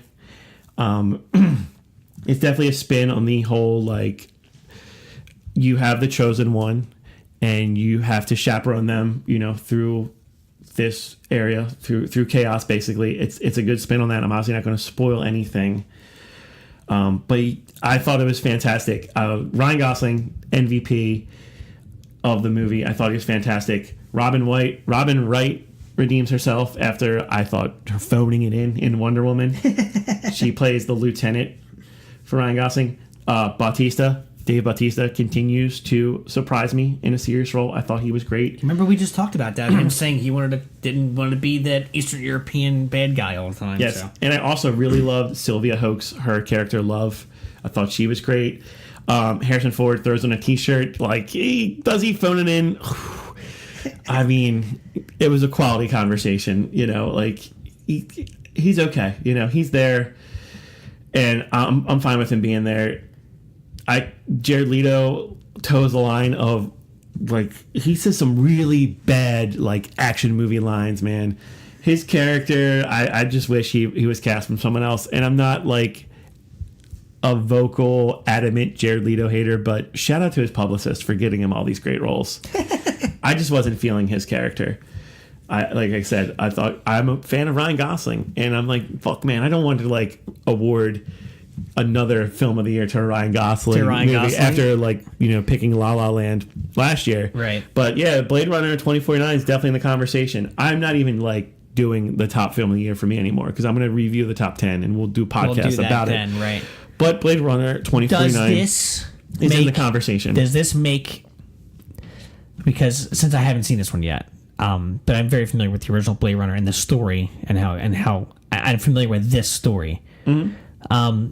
Does this put Ryan Gosling in a category of could be action star one day? Yeah, absolutely. He's in the category of he's so goddamn interesting that you're going to follow him through this. Like, it's the totally different genre, the Tom Hanks thing. Like, Tom Hanks proved this when he did Castaway. Right. That he's so interesting, you could be isolated with this by actor. Yourself, right? Yeah, for sure. So yeah, highly recommend it. I'm surprised that I I went to the theater and it was only 75% full on a Friday 6 p.m. screening, and this has happened to me a couple times as I go to the movies. I'm like kind of worried for the theaters. No, I think something like Blade Runner is a really genre specific, fan specific thing that there's people that 75% filled was people who wanted to be there to see that particularly. But you're right. The Twitter community that I've curated, which is a lot of film critics, actors, other movie podcast hosts, like. I thought Blade Runner was a huge deal. You'd be fooled. I thought like everything was going to sell out, but you could still go see it. Keep in mind, it is almost a 3-hour movie. So, definitely go when you're in the mood to see a 3-hour movie. If that's, ending your night or starting your day with it, just keep that in mind. Like, be in the right mind space for it. But I really liked it. And then also Hunt Down, there's all these short films that have been released, like Blade Runner, Blackout 2022, 2036, Nexus Dawn, and 2048, Nowhere to Run. They're short films you can find online. So like supplemental stuff? Yeah, supplemental stuff. Yeah, that's cool. Yeah, and then, go back and see Blade Runner. And do me a favor, go on iTunes and watch the Blade Runner trailer for the 1982 movie. The worst fucking trailer ever. They just cut out a scene of the movie. It's so fucking bad. But, if we're marry, fuck, killing, marry, fuck Blade Runner, and kill American Made, and kill Flatliners. It's too good. And, going to see all three movies reminded me what a great year 2017 is for movies, because I might be more forgiving of American Made if we weren't in this amazing year of film that is just barely halfway over, and we know how years are backloaded with stuff. Oh, yeah. What a fucking year, man. That... something like Blade Runner comes out and we just had Stephen King's It. Like, these adaptations and remakes are working, and there's so much original content too. It's hard to keep up, and it's hard to organize a movie podcast and talk about everything in the way we try to do. But yeah, man, it was good. I'm really excited for this one. I'd recommend it.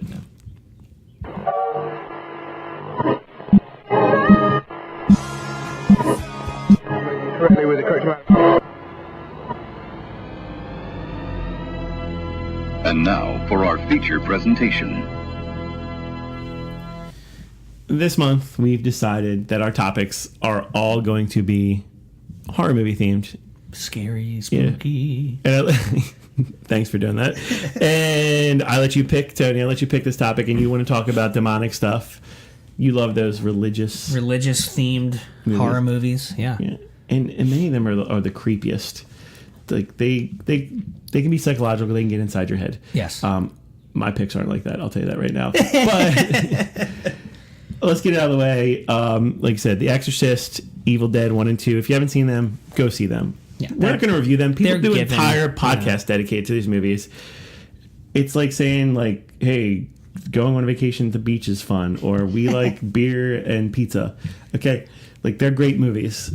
Go see them. If you haven't seen fucking Evil Dead 1, Evil Dead 2, watch them. If you haven't seen The Exorcist, yes, it's one of the greatest movies ever.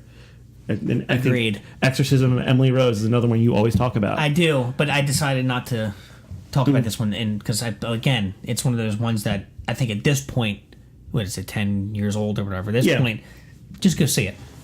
Yeah. So we got some shit. I'll let you start with Frailty, man. I remember Matt reviewed this, and he did not like it, so I'm interested to see your opinion of it. Well, first of all, the concept is fantastic. Mm-hmm. Bill Paxton plays a guy. He's a father of two boys. Their mothers passed away. One day he gets a vision from an angel, and he's now charged with ridding the world of demons. He gets the vision from God, and it says, you have to destroy these demons. Now, he'll be given 3 weapons to do it. So he comes across, he keeps having these weird visions where he sees an axe in a barn, and he takes it home, and then he sees a lead pipe that is, again, he's like drawn to it by a light and some shit. Mm-hmm. And Matthew McConaughey is telling the story to an FBI agent. He's telling him there's a killer on the loose called the God's Hand Killer. And Matthew McConaughey goes and tells the FBI agent he knows who the killer is. It's his brother. And he tells a story about his father. Bill Paxton was his dad, and he's murdering these people that he's been given a list of direct from God, direct from an angel. And he's killing these people and burying them in a rose garden in their town because he's been charged to destroy these demons. And Matthew McConaughey's character as a little boy is super against this, and he keeps trying to turn his dad in, and things just keep getting in the way. The end is so rushed that it ruined the entire film for me. I love the concept of a guy being charged with of thinking that we'll go along that religious aspect, that he's charged to rid the world of demons by killing people. That nobody else can tell that these are demons except for him. Yeah, I mean, it's very biblical. It's like take a biblical story and play it out in modern day. Bill Paxton, man, he only directed one other. His directorial debut. He only directed one other movie, which is The Greatest Game Ever Played, which is a golf movie, which I really, really liked. It sucks that he didn't get a chance to direct more movies, because visually it's really good. It's for a thriller, it's good. It looks good. It's just the story loses me right at the end, where the twist should have been better, and I'm sure Matt brought that up. He likes to point out third act problems. Yeah, third act, and then it just kicked itself in the ass in the third act. But it all around, it was okay. I liked it. It was a good psychological, religious drama, because he's trying to do God's work on Earth, and his son is having a hard time understanding that he's not just murdering people for no reason, with an axe and burying them in little pieces. Gotcha. Are you recommending this one? I would watch it. It's okay. If you like Bill Paxton, watch it. He's good. He's creepy. He's good in it. But I mean, if it's on one day, watch it. I wouldn't. Do you watch it on Netflix or? Yeah, I watched it on. It was. Okay. It was one of the streaming services. Okay. I did a little research, and it brought me to a horror movie VHS box that creeped the shit out of me. Creeped me out as a child. This one? Night of the Demons. Oh, Night of the Demons. There 1988 release. The picture has this girl in great demon makeup. I'll get out. The makeup on this box is better looking than anything in the movie, so a little deceptive. So this goes in the fucking Ghoulies category. Nice. Not quite as deceptive as the Ghoulies marketing campaign, but it's it says Angela's throwing a party. Jason and Freddy are too scared to come, but you'll have a hell of a time. And interesting about Night of the Demons, it was like a regional hit. It made like $3 million. I forget the Midwestern state that it premiered in. I could go in the trivia section and talk about that. But it's about a group of teenagers. They throw a party in an abandoned funeral parlor named Hull House on Halloween night. This is one of the houses that in the neighborhood has the reputation of being the scariest house, and there's a whole bunch of urban legends about it. So they start the party. They're playing the boombox. They turn on the strobe lights and party. They're drinking some Coors Banquet, which I was drinking while I was watching this. Very nice. How convenient. That was a little creepy.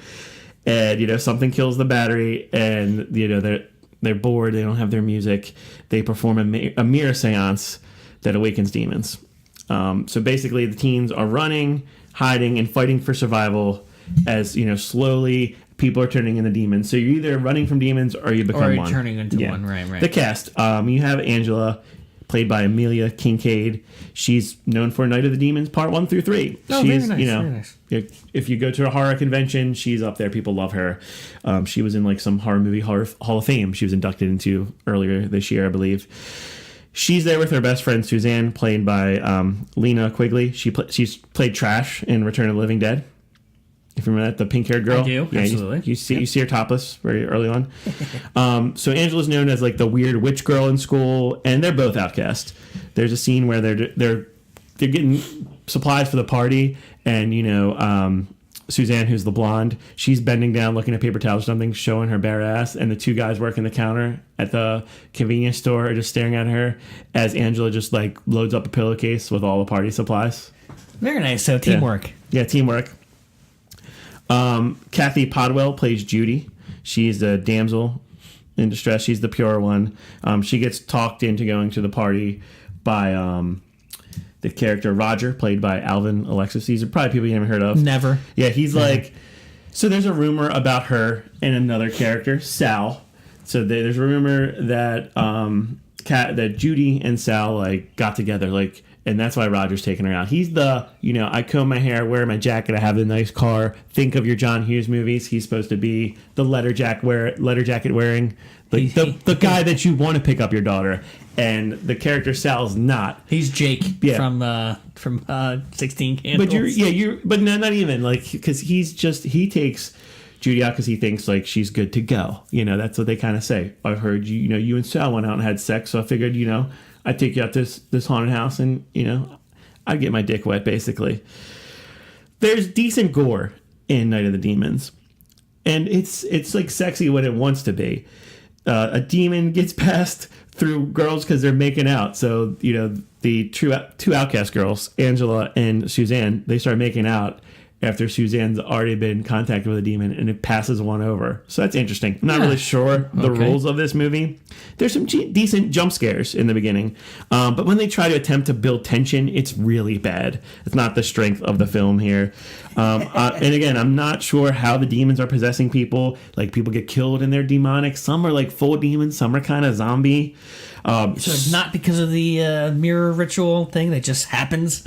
The mirror ritual opens it up, and I think it's just one demon. It's this weird-looking crab monster that's floating in the sky at certain points that shows up in the mirror. Yeah, it looks like a giant bug, crab fucking thing, like a melted lobster carcass. I don't know. And you're really selling me on this. So if you want to play a drinking game while watching Night of the Demons, every time there's a self-closing door, drink. Nice. You'll die. I mean, considering it was made 30 years ago on the cheap, it's not that bad. But I think the one thing that could save is if you switch the stars. I think Leanna Quigley is just better. She should have been the star. She's more interesting than Amelia Kincaid's character. So, for those that can't keep track of all these names, the blonde girl. And she has some great scenes where she's putting on makeup. Do I look pretty? She just has more energy. She looks like... She stole the show is what you're saying. Yeah, I definitely stole the show. And, but yeah, it's a good midnight movie. It's a good movie if you have some friends over and you want to kind of talk over it. Hey, down in front, shout out to those guys. They should watch Night of the Demons and talk about it.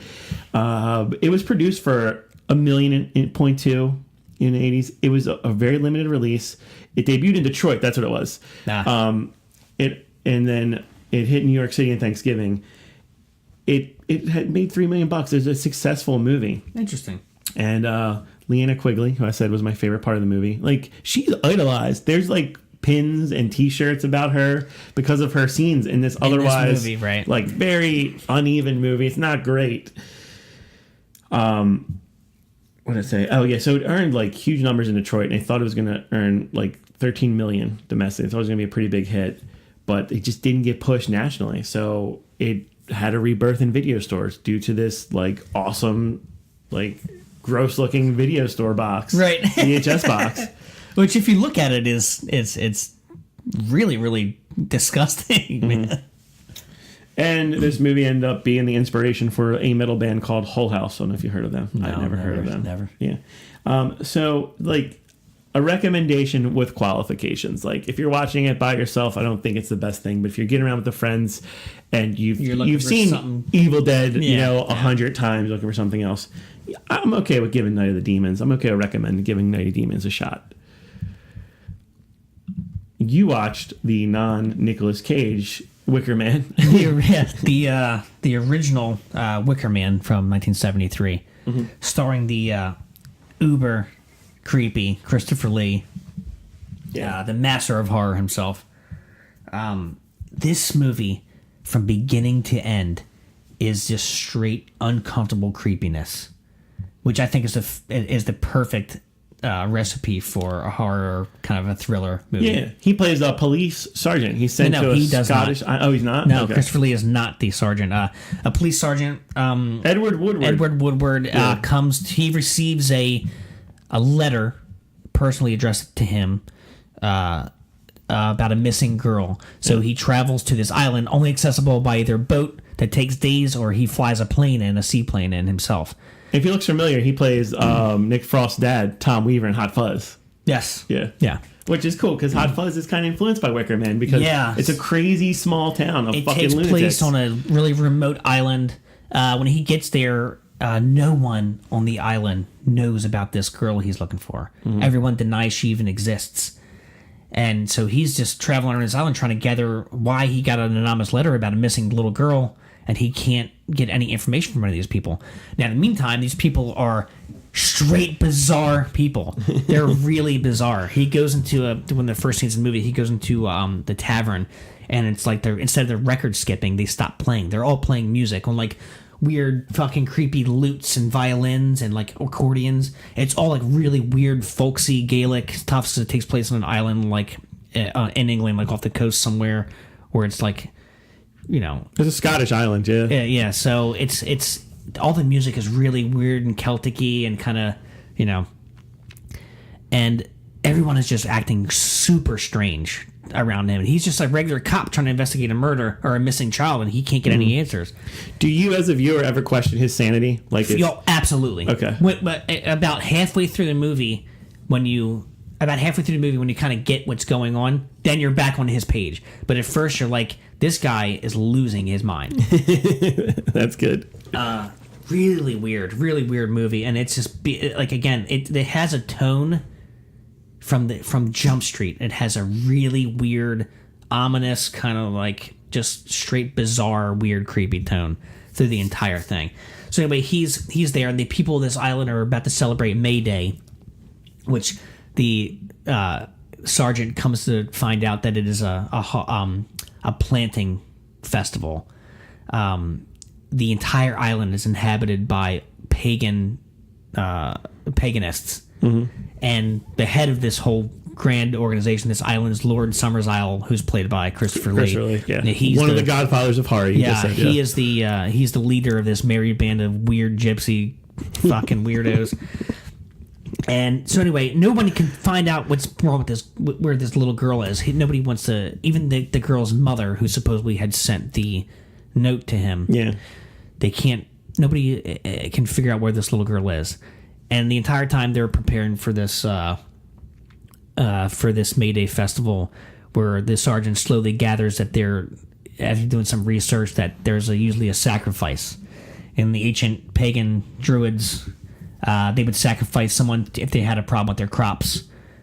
And once they sacrifice this being or this entity or whoever, they return to the earth and help to refresh, replant, and replenish their crops for the season. So it's all about sun worship. The entire thing is about this weird merry band of, and they have this whole, it's lots of music, lots of singing, but not like a musical. Like there's lots of like really weird, low driving, kind of ominous singing through the entire film. People naked everywhere. Everywhere. And you see this cop, he's a mainland cop, he's losing his shit because he can't figure out why these people are acting so weird. And he's straight appalled when he finds out that they're a religious island that have completely denounced Christianity. He loses his mind, and he goes to what used to be a graveyard and an old church in the town that's now, the guy who kind of is the caretaker of this place has planted trees on top of all the graves. And the cop loses his mind because they're all heathen. He runs around calling people heathens pretty much the entire movie. Lots of nudity, 70s nudity, if you're into that. You mentioned nudity twice. Yeah, so it's all over the place, man. So Christopher Lee appeared in this film for free. Did you know that? No, I didn't. He is just his voice alone. Yeah, is worth the creepiness of this movie. Yeah, it was intended to be a vehicle for Christopher Lee. He says he considers it to be one of his greatest roles ever. I could see that. He's not in any kind of weird makeup, or well, he is, but that's for part of the story. But he's not in any kind of vampire makeup. He's not in a really big. I wouldn't even call this a horror movie. Excuse me. More of a really like a psychological thriller almost. So, I remember being interested in it. I don't think I finished it because I watched the crazy Nicolas Cage remake. Yeah. And then it got re-released, the 1973 version. Yeah. And I don't know what this means, but the current version available in the US and UK is still incomplete. Despite its director's cut status, still missing is a lengthy speech made by Lord Summersisle on apples. Yeah, that's it. So interesting. Well, the whole purpose behind the thing is the reason for him investigating the missing girl is he thinks that they're going to sacrifice her. The island was famous for the last 100 and some odd years for their production of apples and other fruits and things like that. So part of the apple industry is what's sustained this island over the years. Oh, so Big Apple. Yeah. Okay. So anyway, but I'm trying to spoil it as much as I can, but Is there any nudity in it? There's quite a bit, actually, now that I think about it. When you get towards the end of the film, you realize that this sergeant was brought there on purpose. It wasn't just a random occurrence that he's there. He's there for a reason. And that's where the twist in the film comes. And it ends with I don't really want to give it away, but it ends with a blaze of glory and lots of singing. Okay. But not with the song Blades of Glory. Not with that, no. Okay. Fantastically recommended if you're like me and you love 1970s era films. This is the epitome of what a good psychological horror movie would be for that time period. And it sounds like it tries to set up a tone, and it tries to be creepy. Or like a lot of lower budget 70s movies, they overdo it with the gore, with nudity, what you say Wicker Man is guilty of. The nudity, but it fits because they are, they have this whole Gaia sun worship thing and about returning to the earth and about being connected to your surroundings. And there's one line in the movie, it's so funny, the cop goes, there's a bunch of women jumping over a fire and they're all naked. They're jumping over a fire and he's talking to Christopher Lee and he goes, but they're naked. And Christopher Lee goes, well, of course. I mean, it'd be a little difficult to jump over a fire with your clothes on. So it serves this. It's not just nudity for nudity's sake. It serves the story because they are Earth people. They're really connected to they're a pagan cult, if you will. So it's part of their deal. Sounds interesting. And our final demon movie is one I'm not sure if you heard of because I didn't really hear of it until I started doing research. The Legend of Hell House. This is one of those ones that I've heard the title of this for a long time, but I don't think I've ever seen it. You might be familiar with the novel, Richard Matheson. And this is from the 70s. Yeah, 1973. Wow, what a year for movies. The Exorcist, The Wicker Man, and The Legend of Hell House all were in 73. So maybe it's why a lot of people haven't heard about these movies, because they got overshadowed by The Exorcist. Right. But yeah, Richard Matheson adapted this for the screen. Is based off his novel. He also wrote Real Steel, Duel, Twilight Zone movie, and I Am Legend. So, he's a known name. Directed by John Hu. The movie opens with a man offering a bounty if this team of people can survive Hell House and report their findings. The team consists of a physicist, played by Rodney McDowall, his wife, played by Gail Honeycutt, and this survivor, the only survivor of the Hell House, played by Clive Revel. He's the fucking emperor in Star Wars. Yes. And there is a medium. Pamela Franklin plays Florence Tanner. So you have this team of 4 people, and it takes place like late December, so also creepy. Like part of the movie takes place during my birthday. I'm like, that's kind of weird. December 21st is like this Christmas week is the time they go to this movie. They go to this house, and they're sent to visit the notorious Hell House to disprove the survival after death. Previous visitors have either been killed or gone mad, and it's like up to them to survive a full week, isolated, just the 4 of them, and solve the mystery of Hell House. Hell House, it's a creepy mansion. They did a lot, trying to set the tone again. They're not doing this with buckets of blood, and there's sex in this movie, there's sexuality in this movie, but not too much. The acting's really good. Like think of like a Vincent Price movie, like that form of acting, but a couple decades later. Stuff. Yeah, it's a classy horror movie. It's more like a play, more like you're watching a stage show on screen. Yeah, lots of close talking. I snapped a couple of pictures of it. Lots of close talking. The mansion's well decorated. It's a lot of dark colors. It's furnished in one room's furnished in dark carpet, and there's a lot of weird wallpaper filled with like these dark naked statues, creepy paintings, cobwebs everywhere, plenty of like metal objects and stone walls. So it gives it like a real dangerous, creepy vibe.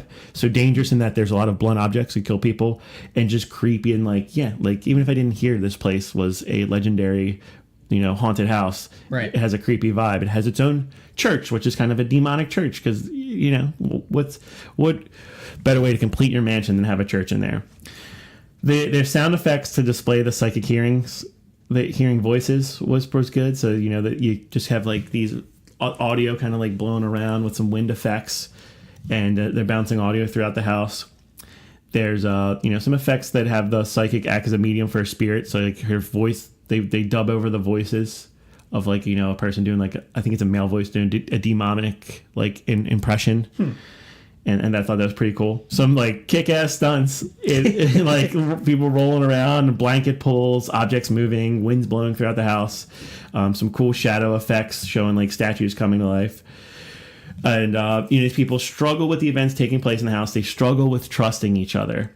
Each character is pretty sure of themselves. So you have, you know, the physicist, and he wants to prove it scientifically. Right, so he's the level-headed guy. He brings in this fucking machine, and I think this kind of like, it's got to be one of the inspirations for Ghostbusters. He believes it's all energy, and if we can just capture the energy of Hell House and store it in this machine, we can solve it. And, you know, the survivor is like, you don't understand the rules, man. I fucking did this. This is what it's all about. You know, this is how you survive. You don't challenge it. The house is okay with you, you know, staying here, but if you fight it, if you challenge it, if you disrespect it, it's going to fucking kill you. You know, the medium, she's just too curious, man. She's that curious cat. And you know, she has a theory on who the spirit is and what they want, and then they fight on how many spirits they are. Like, no, the spirit's tricking you, and the idea that, you know, you can be deceived, you know, by the demon. And then the wife of the physicist there just, you know, gets kind of skanky, man. She has these dreams, and she comes down in her negligee, and you know, it's one of those tropes we've seen where like demons possess someone or convince someone to like be overly sexual, right, you know. They're demonizing sexual experiences, I guess. But yeah, man, I really enjoyed it. It's something I'm going to recommend to people. It's pretty unknown. It's on Netflix right now. I'm going to watch it this weekend. Yeah, there's a fucking stunt cat. Shout out to this black cat. Like, the fucking stunt cat in this movie is fantastic. And another thing I really like is how it ends. Like, the survivors, I'm not going to tell you who the survivors are. They leave the Hell House, they close a gate, and boom, credits are there, and the movie's just fucking over. It's over. The credits run on it. It's just really tightly done. Well, I'm reading here that it's a lot of fun. This story, the unsettling acts and the unsettling tales and acts of debauchery at the Hell House are loosely based on stories involving Aleister Crowley. So it all comes back to that creepy asshole. Yeah.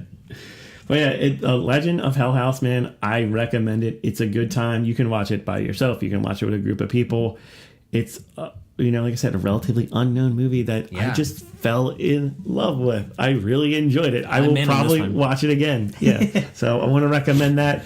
So that's been it for our episode. That's, you know, I hope you like the new format, and I hope you like our theme this week, which were demons. And I thought we did a good job of not just doing the obvious choices, the usual suspects. Right. So I'll talk with Tony off the air what he's going to be doing in 2 weeks. But our next episode, our theme is going to be horror comedies.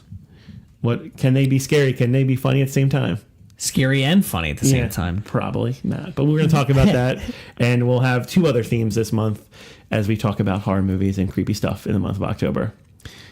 Thanks for listening. As always, if you can just share our post, like us, give us some reviews on iTunes. You can redo your iTunes review. You can give a second one every couple of months. So those really help us out.